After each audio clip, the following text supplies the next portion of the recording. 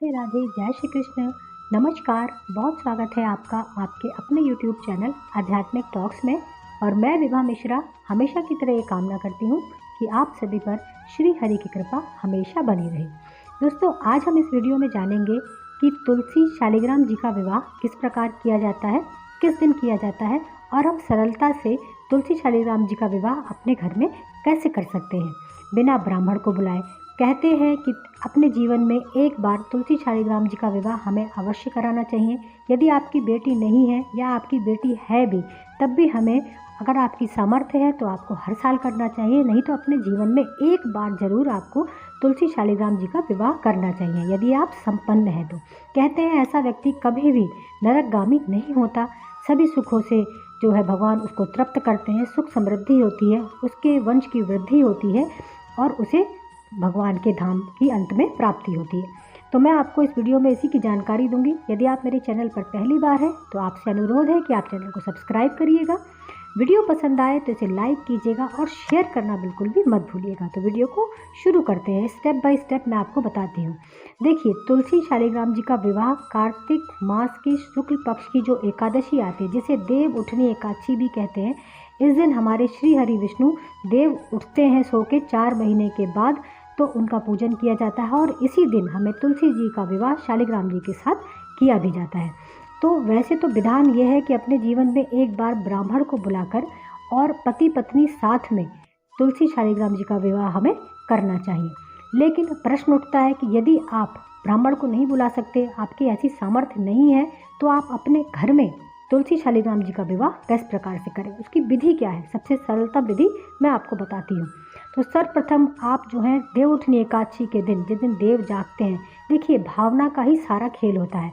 तो आप अपने मन से, भाव से भगवान श्री हरि विष्णु से प्रार्थना कीजिए। जैसे कि आप अपने बच्चे से प्रार्थना करते हैं, अपने पति से प्रार्थना करते हैं, सोते हैं तो उनको प्यार से उठाते हैं, तो यही भाव लेकर आप भगवान को उस दिन उठाइए। उसके बाद आप अपने घर के मुख्य दरवाजे पर रंगोली जरूर बनाइए। अपने मंदिर में जहाँ आप पूजा करते हैं वहाँ पर रंगोली जरूर बनाइए। अपने आंगन में एक रंगोली जरूर बनाइए। वो आप गेरू से बना सकते हैं, खड़िया से बना सकते हैं, आज के ज़माने में आप रंगों से बना सकते हैं। उसके बाद रंगोली बनाने के बाद आप अपने आंगन में, अगर आंगन की सुविधा नहीं है तो आप अपने पूजा के कमरे में भी ये कार्य कर सकते हैं। उसके बाद आप वहाँ पर एक पीला चौकी बिछाकर, पाटा जो होता है वो बिछाकर, उसके ऊपर एक लाल कपड़ा बिछाइए और फिर तुलसी माता को उस पर विराजमान करिए। यदि आपके पास शालिग्राम जी हैं तो आप शालिग्राम जी को उनके साथ रखिए। उसके बाद सारी विधि जो है आपको शादी की तरह ही करनी है। तुलसी महारानी को आप अपनी बेटी समान मानिए और आप उनके साथ तुलसी जो है माता की शादी की तरह ही सारी प्रक्रिया निभाइए। सर्वप्रथम आपको तुलसी माता को हल्दी लगानी होती है, तो आप साफ हल्दी कटोरी में घोलकर सर्वप्रथम माता के गमले पर, माता के ऊपर हल्दी 5 से 7 बार लगाइए। उसके बाद माता को मेहंदी लगाइए, ये भाव लेकर कि वो माँ तुलसी महारानी जो है वो हमारी बेटी है। उसके बाद श्री हरि विष्णु को भी आप हल्दी लगाइए। फिर माता पार्वती और श्री हरि विष्णु को कलावे की सहायता से उनका गठजोड़ कीजिए, उनको आपस में जो है बांधिए। यदि आपके पास शालिग्राम जी नहीं है तो आप ये कार्य लड्डू गोपाल जी के साथ भी कर सकते हैं, श्री हरि विष्णु की किसी प्रतिमा या फोटो के साथ भी कर सकते हैं। उसके बाद माता को सारे श्रृंगार की चीज़ें, एक चुन्नी उड़ाइए, लाल चुन्नी होनी चाहिए। चुन्नी नहीं है तो आप साड़ी भी उड़ा सकते हैं, उनको साड़ी पहनाइए। सारा सुहाग का सामान, 16 श्रृंगार आप कर सके तो 16 श्रृंगार, नहीं तो कम से कम उनको सिंदूर, बिंदी, नई, चूड़ी, मंगलसूत्र और उसमें बिछिया जरूर शामिल करिए, चाहे वो बिछिया कांसे का ही क्यों ना हो। पूजा में बिछिया का शामिल होना बेहद ज़रूरी है।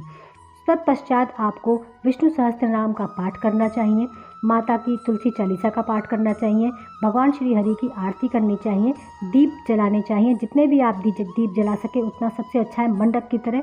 पूजा में आपको जो है दूध से बनी चीज़ जैसे खीर हो गई, हलवा हो गया, हो सके तो आप अपने हाथों से ही भोग बना के चढ़ाएं, बाजार के लाने से बचें। पूजा में तुलसी विवाह में गन्ने का होना बेहद ज़रूरी है। मंडप जो है, अगर आप गन्ने से ना बना सके तो कम से कम एक गन्ना भी तुलसी महारानी को चढ़ाइए वहाँ पूजा में।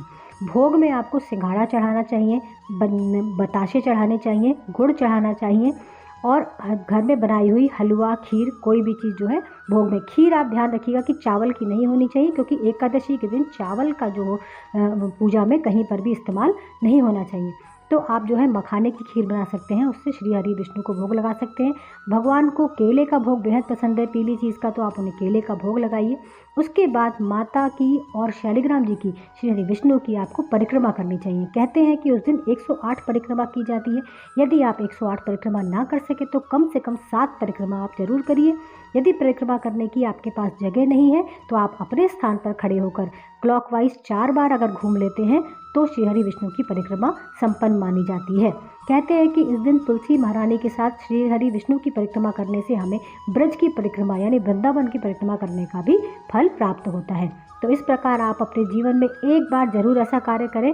अगर आप समर्थवान हैं तो आप तुलसी विवाह जरूर करिए, अपनी बेटी मानकर उन्हें, जैसे कि आप अपनी बेटी की शादी में दहेज वगैरह संपन्न दक्षिणा देकर करते हैं, उसी प्रकार से आप करिए। यदि संपन्नता नहीं है तो अपने मन भाव से एक बार ये विवाह जरूर करना चाहिए। तो वीडियो पसंद आया तो प्लीज़ इसे लाइक शेयर जरूर करिएगा, चैनल को सब्सक्राइब करिएगा। धन्यवाद।